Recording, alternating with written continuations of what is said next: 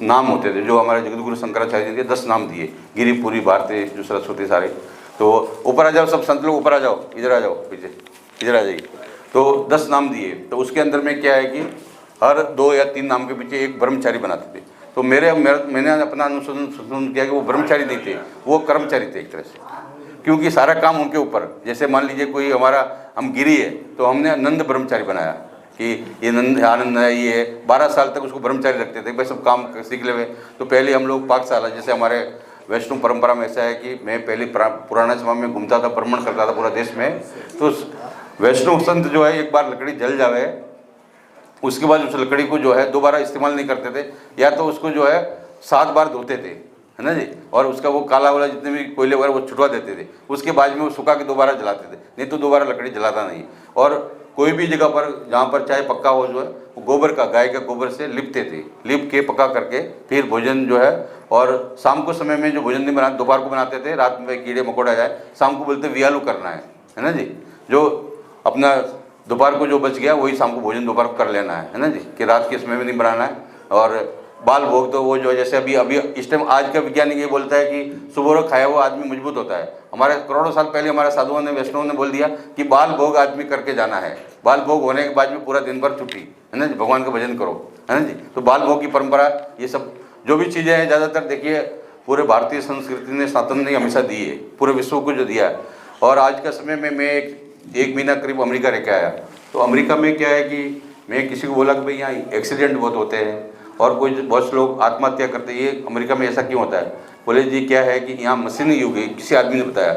और बोले भारत चेतन है। बोले चेतन किस तरह से है कि भाई भारत में किसी के ऊपर कोई मुसीबत आती है तो वो अपने पड़ोस में अड़ोस में जाके पूछ लेता है।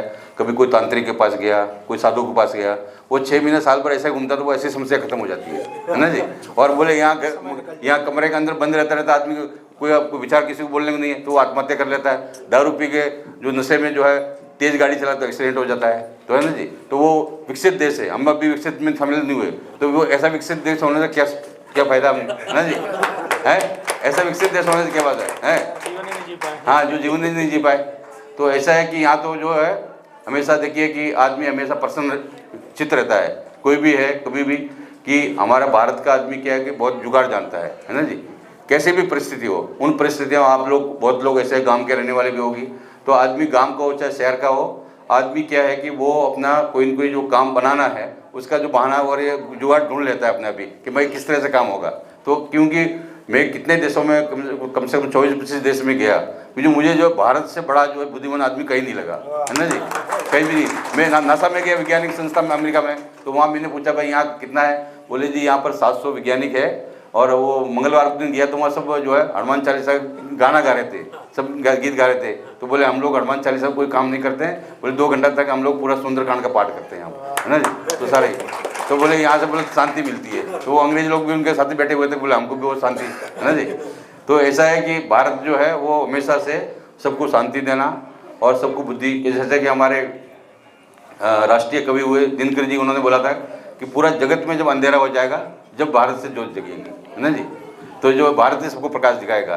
तो भारत ऐसा देश है कि जहाँ पर बहुत सारी, अभी देखिए CAA आया, मैं भी रास्ते में बहुत जगह जाम लग गया, है ना जी। वो बोले नागरिक कानून संशोधन।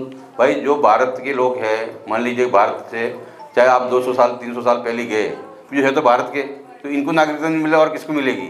जो भारत के मूल है। अब मान लीजिए मंगोलिया से वो चोर डाकू आके यहाँ राजा बन गए, बादशाह बन गए, है ना जी, और यहाँ 700 साल राज किया, तो उनको तो कोई जो है नागरिकता देने की जरूरत नहीं है ना जी।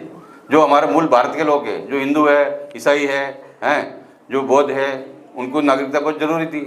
और ये जो है आपका लोकप्रिय प्रधानमंत्री इनको बोलेंगे, मोदी जी ने करके दिखाया है ना जी।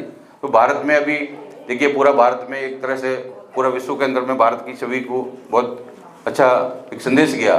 तो ये हमारे सभी संतों का, क्योंकि बीजेपी हो चाहे संघ परिवार हो चाहे जो भी हो, इनका पहले बेस था मंदिर, मठ मंदिर, कहीं भी मंदिरों से ही उनको संरक्षण प्राप्त हुआ है सारे लोगों को। और अभी जो है ये हम लोग वो बोलते भाई, हम लोग कहते हैं कि मंदिर को अनुदान दो, ये बोले महाराज हम आपसे ही खा पी के पले बड़े हुए, तो हम अपने माँ बाप को क्या दान दें, हैं?